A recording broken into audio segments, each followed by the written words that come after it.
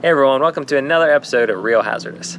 Today we're going to talk about the CMOR Maps card for the Florida Keys, or South Florida I should say, but particularly where we use it at in the Florida Keys. So stay tuned.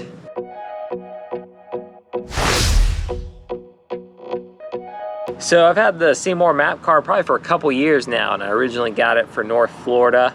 I'd heard great things about it, really wanted to try it, so I went out and just bought the card myself and really loved it. It's been really helpful, really like having it. But we do a lot of fishing in the Keys as well. I talked to CMOR and they actually sent me the chip, so this one they sent me to test for free, just a full disclosure. And I'm going to give you my feedback on it and what I think of it. First off, I was really excited. It has a lot of area covered. I was kind of thinking it might just be like the deeper stuff out along the reef line and further out, you know, the humps, blue water trolling area. But it actually has a lot of area in the Gulf and shallow areas right by the bridges in the Atlantic. This is really helpful because that's where we do a lot of lobstering. So I was glad that I'd have some areas to look at and try to find some new lobster spots. So there's a lot of great area here and it's really easy to find. Like if you don't have any numbers, getting this will instantly give you more spots than you can fish in a couple weeks. You know, if you're gonna have a vacation, and you'll have spots, just tons of spots to fish and try.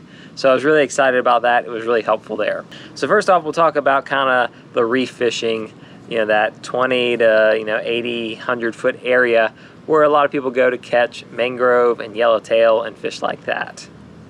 It's pretty neat to be able to see all this area. You can see it where it kind of has a rough pattern on the CMOR, and that's the good bottom you want to fish. Now what I did was I took numbers I already had that I fished before and knew were good, and I compared that to what I saw, and that kind of gave me a feel for the area.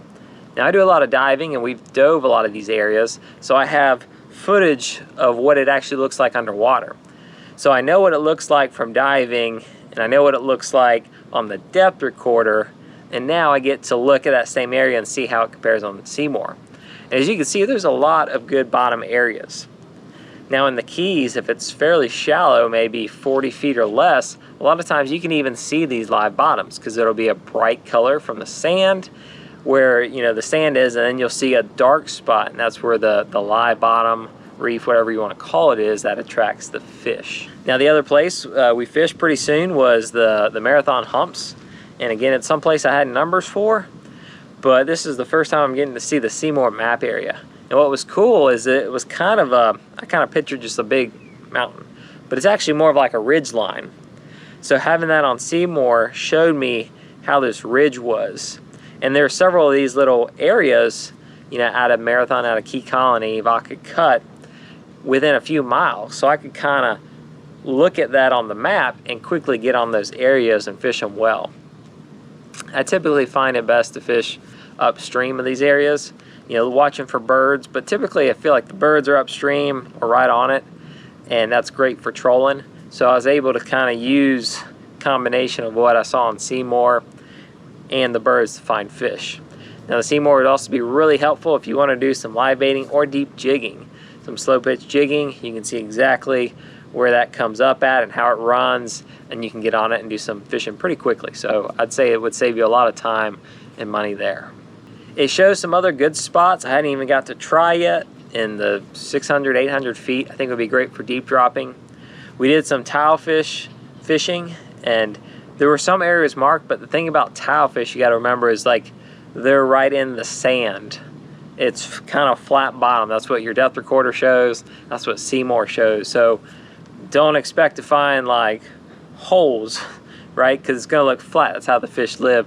So for CMOR, if you don't see anything, then that's probably a good spot for tilefish. I tried a couple areas, and a lot of times let's just go to 400, 450, 500 feet and try it, and we find fish there. So because we do a lot of lobstering, I was curious how the CMOR would help us with that. Now you can look inshore and see some ledges. Sometimes the ledges are very faint, because remember, lobster like very small ledges that they can just fit in and other fish can't. So little areas, sometimes they're single holes. You can't really see the single holes on the CMOR map. It's just way too small, and it blends in. It's covered with grass, I don't think it would pick it up, and a lot of times people have trouble seeing it themselves. But one area we saw was like a little ledge, say a ledge, it's more like an undercut from like the eelgrass on the sand. So if you look, you can see how these ridges run.